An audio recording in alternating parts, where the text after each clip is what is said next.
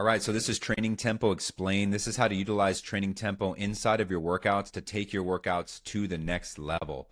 So the first thing, let's talk about why it's important. So there's a couple reasons why. The first thing is it's going to really help you improve your technique because when you focus on tempo, it's going to slow you down and you really have to concentrate on doing the movement correctly. And it creates a bit more of a mind-muscle connection. And mind-muscle connections are going to create a stronger stimulus when you're training. It can make things harder, but that's good because it creates a stronger adaptation, which is ultimately what we want when we go into the gym. We want to transform our body and we want that proper stimulation. So training tempo can really help us do that because it increases time under tension, or TUT, which is basically the amount of time a muscle is under strain or tension during an exercise. So when you're really slowing down, you're keeping tension on those muscle fibers, you're making them work more, it's creating a more mind to muscle connection, and it's creating that stronger stimulus. And also it's going to reduce the risk of injury because when you practice tempo, it can get you to slow down. It can help you to really focus on improving your balance and control, which is going to greatly reduce your injury risk, which is what we want. We don't want to go into the gym and hurt ourselves. We want to make forward progress, not backward progress. And then the last thing, it's going to keep things interesting. If you're just going into the gym and doing things the same way every single time, things can get a bit boring, and that's where stagnation can come in. So training tempo is going to have a host of benefits there. So let's talk about how to utilize it. So on the right-hand side, you'll see an example of a workout journal, and you'll see the different tempos next to the exercise. As an example, you look at the front squat. It's 4 sets of 8, and then you'll see that 4-digit tempo in there, 2, 0, 1, 0, which is essentially 2 seconds on the way down.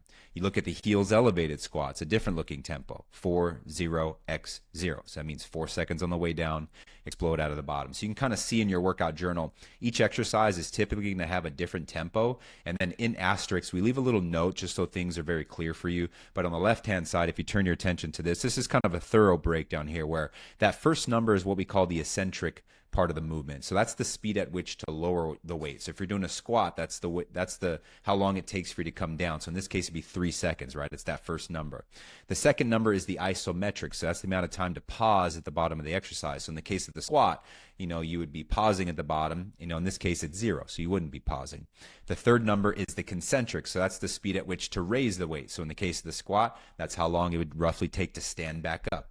And then the fourth number is the isometric, so amount of time to pause at the top of the exercise. So 3, 0, 1, 0. So let's break it down into an example. So on the right-hand side, you're going to see me doing a 3, 2, 1, 0 tempo. So it's basically 3 seconds on the way down, 2-second pause at the bottom, and then 1 second on the way up. So you can see I pause at the bottom, and then I drive.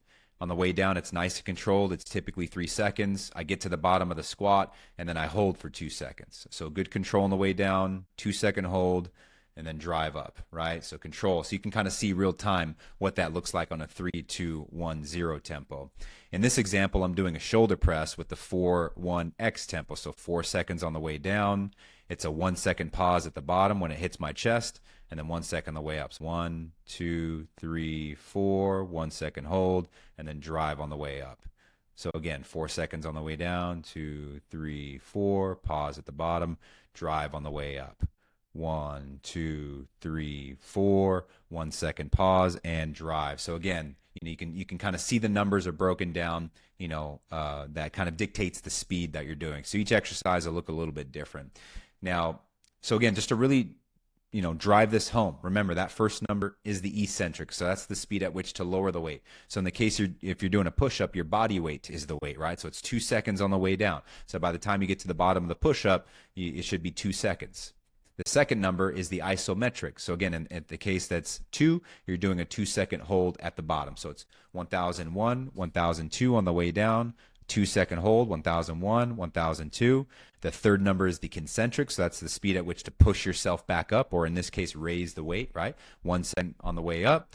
And then the third number is the isometric, so that's the time to pause at the top of the movement. So again, if you're doing a 2, 2, 1, 0 tempo, again, you're doing 2 seconds on the way down to the bottom of the position. Then when you're in the bottom position, you hold for 2 seconds. Then you drive up in 1 second. And then at the top, you would just go right back into your next rep. So again, that's a breakdown on how to utilize tempo.